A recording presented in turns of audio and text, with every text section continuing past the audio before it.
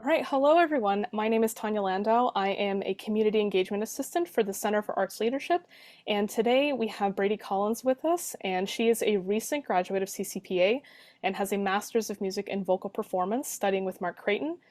She got her Bachelor's of Music and Vocal Performance from Duquesne University studying with Shari Gruber. And at Duquesne, Brady created several of her own chamber music opportunities, including organizing a group of her peers to perform John Harrobson's Mirabai songs with a full chamber orchestra. In addition, she also produced, directed, and starred in her own production of Kurt Weill and Bertolt Brecht's ballet chanté Die Sieben Todsünder at Pittsburgh's Bricolage Theater.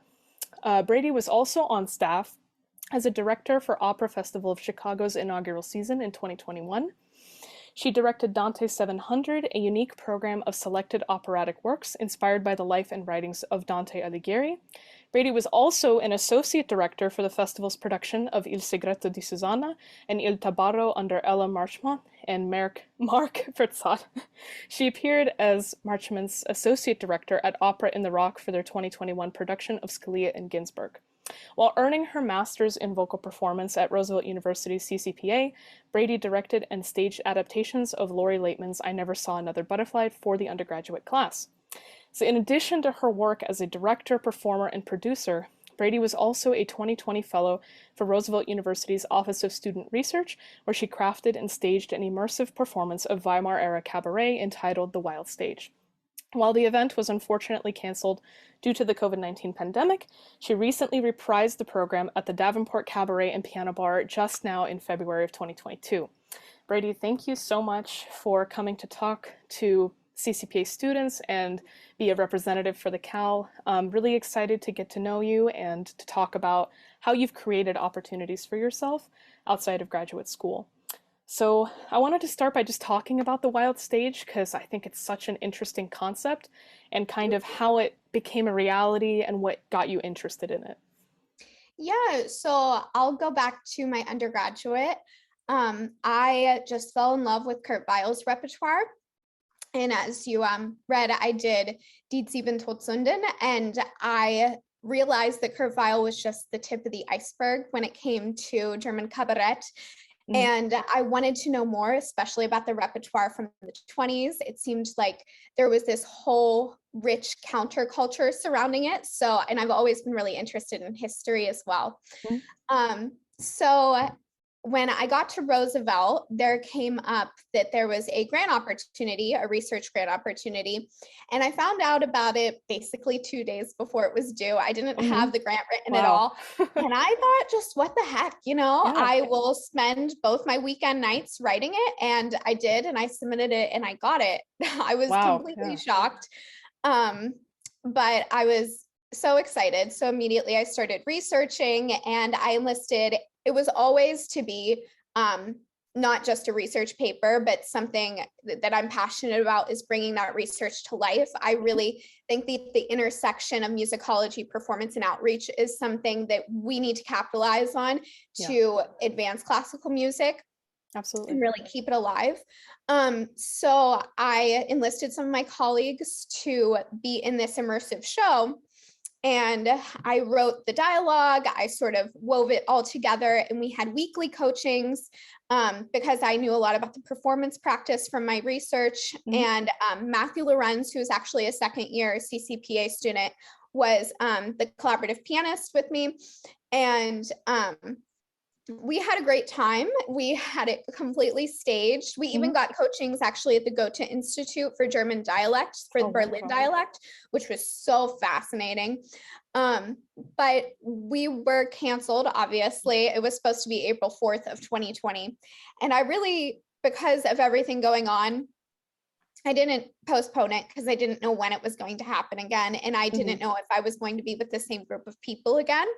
And to make something that large and involved happen outside of the classroom is much more difficult. As when you transition out of grad school, you do want to keep your numbers a little bit lower if you are producing and starting out, just because it's less moving parts, less money, all of that stuff.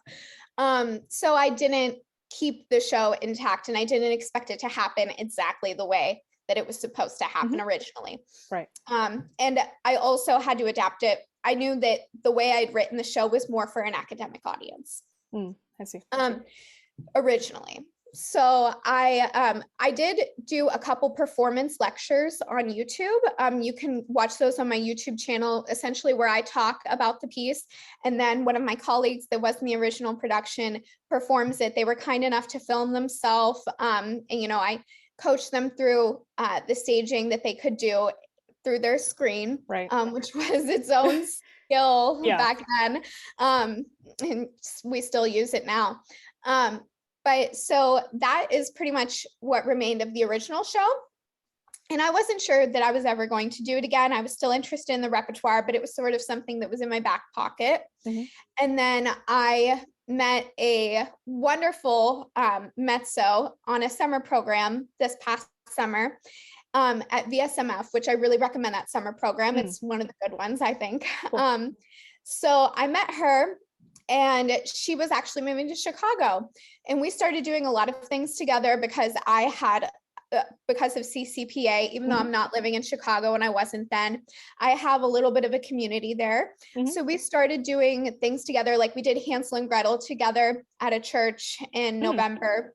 Nice. It was like mild staging, and it was just Sandman, Tooth Fairy, Hansel and Gretel, but we did it and we sang the whole thing. So, but since we started doing things together, I was like, you know, she may want to do this eventually with me. So I kept my eyes open. And then this is also something that all classical singers need to join. If you're in Chicago, is the Chicago Classical Singers Facebook group. Yeah, highly recommend that. The Davenport posted that they were doing bookings, and I was like, maybe this is it. Maybe this is our time. So, and I had thought about the Davenport way back when too.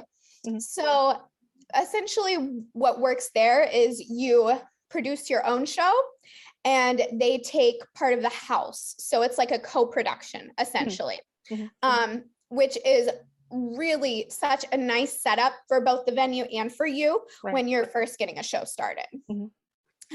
So I asked my friend Haley, and she was like, yeah, I'm on board. Like, I'll absolutely sing for this. And Matthew was like, absolutely. I've been itching to bring this back. And we did it. And it went better than I could have imagined, to be quite honest. I rewrote the show, obviously, because it's for a less academic audience. Not that they were less academic. I don't mean to say that, but I wanted it to be really accessible and really fun for someone that doesn't know German, for someone that's never heard of this repertoire before. It couldn't be so niched. So it was half English, half German, to break it up a little bit.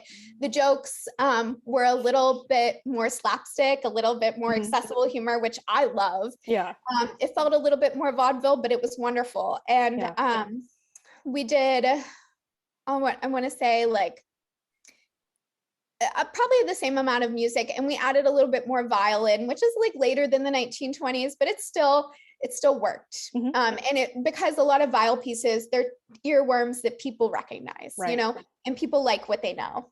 They just do. So and it went really well. We were 3 tickets away from selling out, which I did not think was gonna happen at all. I expected to, you know, take a big loss. But I didn't, and it was awesome. Yeah, that's amazing. It sounds like such a fulfilling opportunity, especially to sing in a jazz bar, in such a like intimate kind of environment. So you really see the audience and you get that interaction and the energy exchange. I mean, that must have been crazy. Oh, it's absolutely thrilling.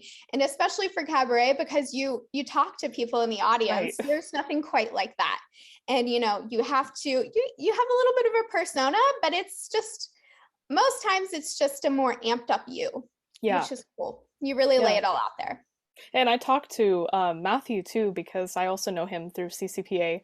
And he told me that it was one of the most fulfilling like musical experiences of his life. Oh my goodness. It's just really, really cool. It was a shame I couldn't attend at the time, but I've heard nothing but amazing things about it. Oh, thank you. And I really hope that you reprise it. I will, absolutely. It seems the public and everyone's actually quite engaged and interested in this. And I think it's just it's different, you know, because we do the same things in classical music, I think, all the time, Yeah. performing the same repertoire and doing the same types of concerts. So for me, when I see something like that that's completely new, completely different, I think it not only engages me as somebody who's in the world, I think it also gets other people excited to come and see it as well. Oh, thank you so much. That means a Yeah. lot. I remember in my undergraduate doing a lot of the same repertoire when I first started. And Shari actually inspired, my undergraduate teacher inspired me to really think outside the box. And she was like, well, what about this song? And what Mm, about this? No one ever does this, but it's mm, awesome. And yeah. I just became such a repertoire nerd, and Yeah. it changed my life, and Yeah. especially my life as an artist. Absolutely. Yeah, because it sets you apart automatically. And it's Makes so much you more fun. Yeah, it is, yeah. I Yeah. also kind of seek out music that people don't really do typically, Yeah. and it's so much fun because your interpretation becomes completely your own. And that's Yes, what makes it so exciting. absolutely. Yeah. And Yeah, it's obvious, like a lot of the times when you get into this repertoire, it's almost always, why does no one do this? It's so good. It's right. never like, I see why no one does this, you know? Right. Absolutely.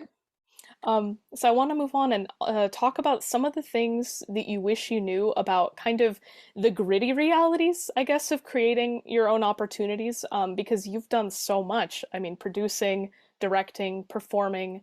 But how do you find kind of a balance, I guess, in amongst kind of your interests? And what are some Yeah. of the kind of more nitty-gritty things that kind of you wish you knew going into making things a reality? Yeah. So I will say I learned pretty fast. Um, and I don't want to discourage anyone by saying this, but you have to be okay with not making money for a while, Hmm. you know, Yeah. off these things. You're going to take losses. You Yeah. can write them off on your taxes. But when I did the bricolage, I lost money, and I Hmm. sold plenty of tickets, but I still lost money. Hmm. And that's just the reality of it, especially when you first start out. In my opinion, it's better to do it than not to do it. But again, you'll take a loss, but it's not as much as a summer program. You know, Right. it's nowhere even close. Right. Um, and eventually you will make money. Hmm. Eventually you will. Um, I guess I wish I had known that when I started the bricolage project, Hmm. but it all worked out. You know, I was working full time. It worked out. Hmm. Um, I, there are some things that Susan Payne O'Brien told me when I was my first year of my graduate degree. She was our opera director up until I think 2022 or something. But so she talked about how the people that were successful were the people that were always doing it. They Hmm. weren't the people complaining, and they weren't the people that were scrolling through Yap Tracker Right. constantly. They were the people that were doing it. Um, and I really took that and ran with it. And she also handed us something. I wish I could remember which director it came from, but you have to make bad art first in order to make good art. Hmm.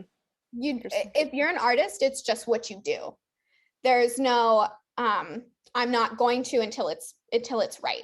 There is Hmm. a perfectionism in classical music, and I think it's something we have to get over, especially as somebody who's artistic. Hmm. You Hmm. know, you're not just a technician, you're also an Right. artist. And in classical music, yeah, you better be a technician, but you have to be creative. Um, and you have to stop caring what other people think. It'll get you nowhere. Um, and another thing, I guess I wish I knew.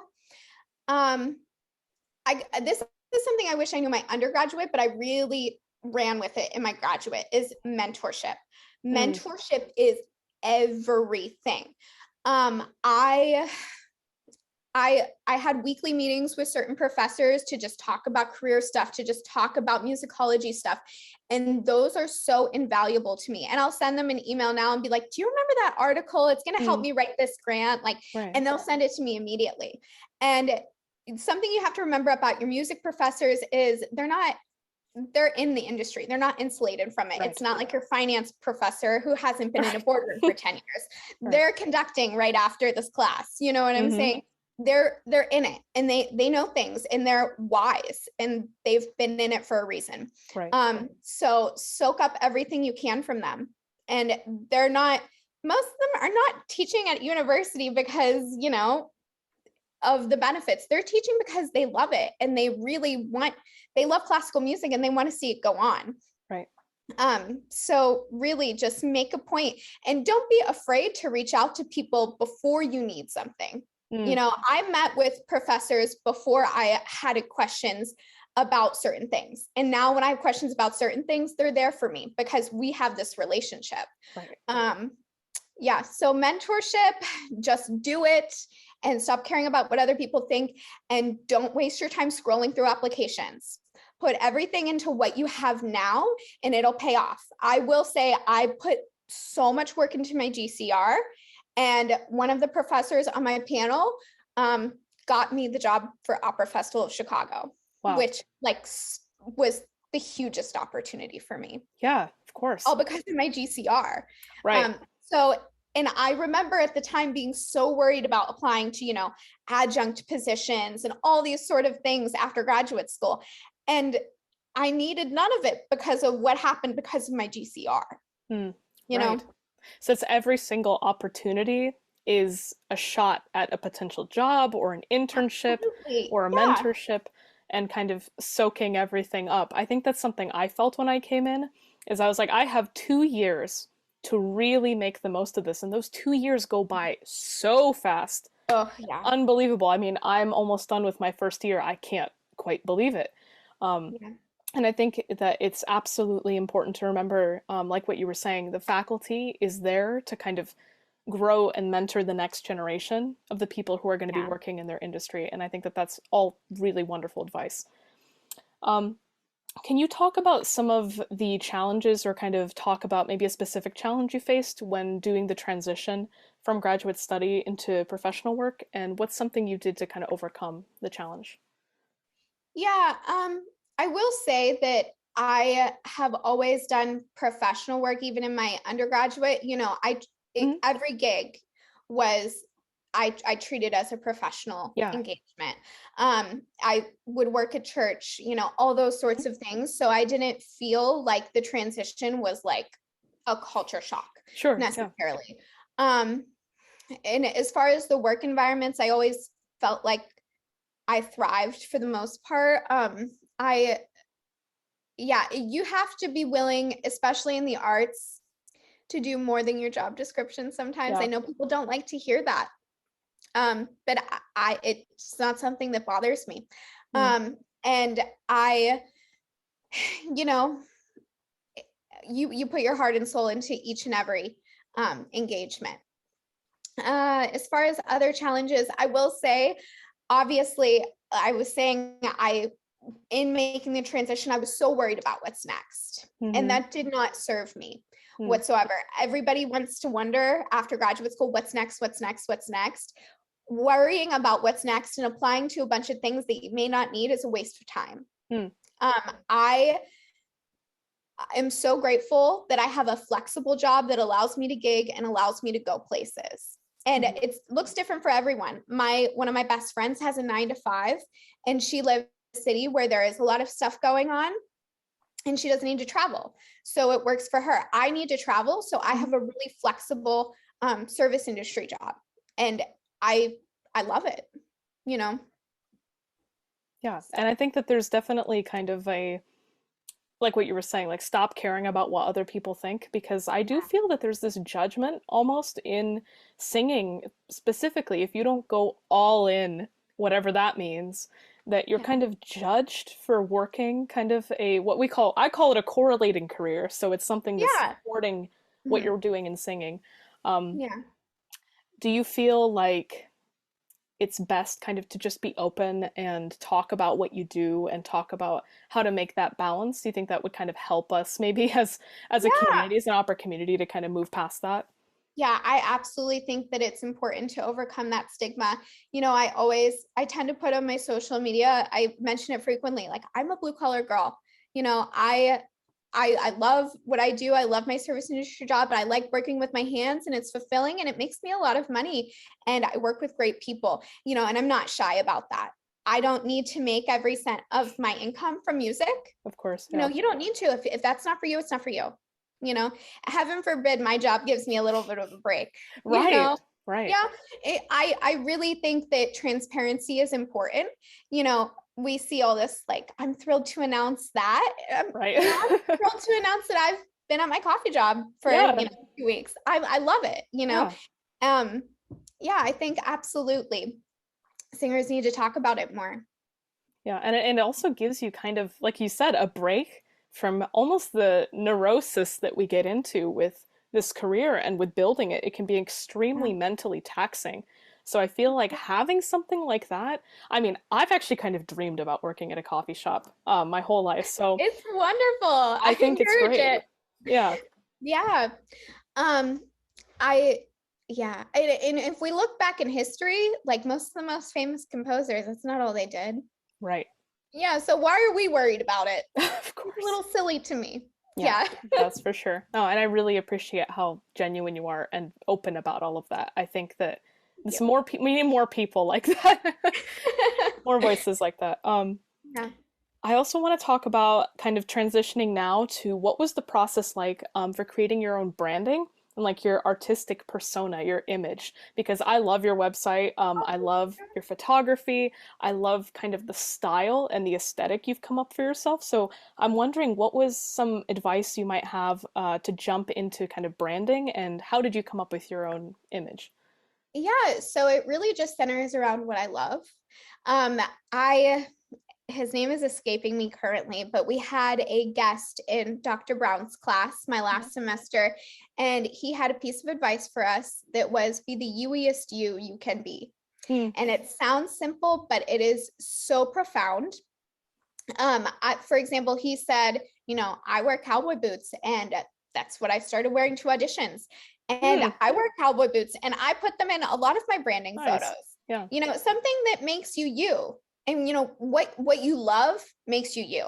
I love Hmm. vintage things. I wear cowboy boots. That's my brand. My font is a little bit vintage, so that was part of my aesthetic. I've heard the advice where, as far as branding, you need 3 adjectives. And you need to make sure everything falls into that 3 adjectives. Hmm. I wouldn't say I follow that formula necessarily, but I pretty much make sure that no matter what, I'm staying true to myself. Hmm. If I Absolutely. don't love it, it's not part of my brand. If I love it, it's part of my brand. Um, so yeah, I know that's kind of vague, um, but you have to find what you love and Right. keep it fairly consistent. But Right. as long as it's very unique to you, it's going to be your brand. Right. Yeah. So it's like taking the time to explore yourself too. Like, what is it that you actually like? What is it Yeah. that stands out to you? Yeah, absolutely. Um, yeah, and I will say I make a lot of my graphics on Canva. I invested in a really good camera, and I will take other people's headshots, something else I do for money sometimes. And that way I can hand my camera to my mom and be like, here, take these photos, and these are part of my publicity package now. Hmm. So it Nice. works out. And I built my website on Squarespace. Hmm. It's not that expensive to own your own domain name. I highly recommend that just for later on. It becomes important. Um, but yeah, and make sure you stick with things. As far as, like, one thing that I stick with is my name. I like would never like change any part of my name. It's never like my middle name in there as well in my Right. bio. It's my first and last, and it's not going to change.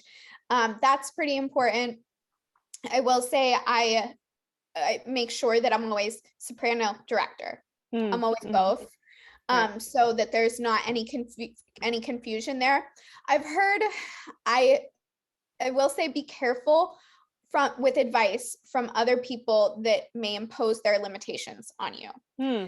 So if, say, you have to pick, or it's confusing. You have to niche yourself, or it's Hmm. confusing. Hmm. If you don't want to, you don't want to. If you want to be both, maybe that's part of your brand, this dualism, you Right. know. So don't pigeonhole yourself because other people's advice. Be true to yourself. That's the best branding advice that I can give.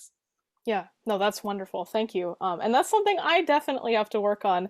And kind of getting comfortable with using social media. I think it is harder for singers who maybe are a little bit more introverted, like myself. Like, I Mhm.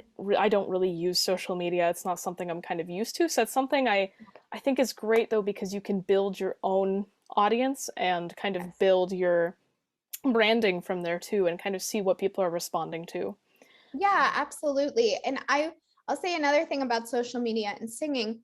A lot of singers are worried about putting something out there that's not their best. And Hmm. but the reality is you're going to sound different in a month. You're going to sound different the next month, and that's Yeah. always going to be the case. And if you're so hung up on that, I mean, maybe if you hear something from a long, long time ago and you're like, that is not an accurate representation of me, Hmm. maybe take it down, sure. But it's better to put I in my philosophy, and this is controversial, and some professors may disagree with Hmm. me, that's fine, whatever. If I say the more, the better. Hmm. You know, put yourself out there, share with people, because I think the direction classical music is going, it needs to be more accessible. I will say Hmm. I don't want it to lose any of the sacredness of how special and how, for lack of a better word, perfect it can be, Sure. and how much concentration and focus that it requires. But it needs, if everything's on social media, it can't be absent from social media then, Right. you Yeah. know, Yeah, definitely. and we're all part of that work. Absolutely. Yeah, and I think kind of creating that kind of positive mentality and that positive um, kind of goals for where we want to see our industry going is important. And we're the people who are going to make those changes. Right. Yeah. Yeah, absolutely. So, what is the most exciting part about life after grad school? What's something that you've absolutely loved and kind of is different, I guess, from being in academia? Yeah. Yeah. So the flexibility of it all, not having class at a certain time so that I can travel, I could take auditions. That's the most exciting thing, I would say. The least exciting thing is loans. Yeah. Um, but yeah, I mean, I guess just not having that regimented schedule. I mean, you have to be careful if you're someone that, as soon as they get off that schedule, they fall off the wagon with practicing and everything. Mm, You have all to, right. insert some sort of regimen for yourself. Mhm. But flexibility is pretty much, it's so important to me. And that's something that I've definitely gained. Right. And when you have like a multifaceted career like you do, then having that flexibility allows you to explore all the different facets that you wanted Yeah. to do professionally, right? Yeah, absolutely. Great. And then just my last question for you is what are some projects that you're looking forward to or some kind of upcoming things that you're working on currently? Yeah, so I mean, I'm really looking forward to doing the Wild Stage again. Yeah. I'm looking at venues in Pittsburgh right now, hoping Haley and Matthew will come here. Hmm. Um, I'm Edith, obviously in Pittsburgh Savoyards. I'm excited for that. Hmm. I think we talked a little bit before this, but um, Pirates of Penzance is Yeah. kooky and fun. Absolutely. So that's exciting. And it'll be nice to be, because I do a lot of immersive stuff and I do a lot of like intimate venues. It'll be nice to be in a proper theater and Mm. proper costume and all that kind Yeah. of stuff, with a full orchestra. And then I'm also going to be at Zerlina at Vienna Summer Music Festival, for their Don Giovanni, and I'm going Mm. to be assistant directing Vincent Connor on Le Nozze di Figaro Oh, while I'm nice. down there, and also managing their social media. So it'll be a lot for Wow. those 3.5 weeks, but Mhm. really looking forward to it. Yeah. Oh, that's so exciting. How did the assistant directorship come up out of that? Did you kind of sign up to be a performer first or a director? How did that go?